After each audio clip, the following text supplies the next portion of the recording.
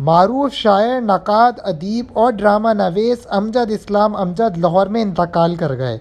اہل خانہ نے زبر نیوز کو بتایا کہ امجد اسلام امجد کا انتقال رات سوتے ہوئے ہوا۔ صبح انہیں جگانے کی کوشش کی گئی تو ان کا انتقال ہو چکا تھا۔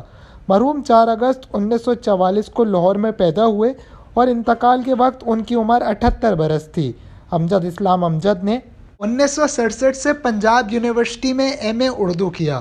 1968 سے 1975 تک MAO کالج لاہور کے شعبہ اردو میں استاد رہے۔ اگست 1975 میں پنجاب آرٹس کونسل کے ڈپٹی ڈائریکٹر مقرر ہوئے۔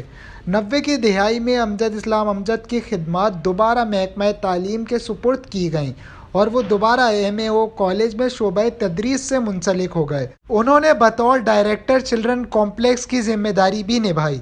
امجد اسلام امجد کو 1975 میں ٹی وی ڈرامہ خواب جاگتے ہیں پر گریجویٹ ایوارڈ ملا۔ مرحوم وارث جیسے مشہور ڈرامے کے خالق تھے۔ ان دیگر معروف ڈراموں میں دن اور فشار شامل ہیں۔ امجد اسلام امجد کا شاعری مجموعہ برزخ اور جدید عربی نظموں کے تراجم عکس کے نام سے شائع ہوئے۔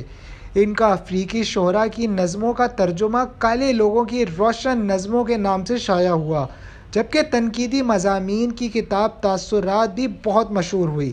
مرحوم کو رائٹرز گولڈ ایوارڈ، صدارتی تمغہ حسن کارکردگی اور ستارہ امتیاز سے بھی نوازا گیا۔ انہیں 2 بار بیسٹ فلم رائٹر کا نگار ایوارڈ ملا، جبکہ PTV ایوارڈ سمیت بے شمار ملکی اور غیر ملکی ایوارڈ سے بھی نوازا گیا۔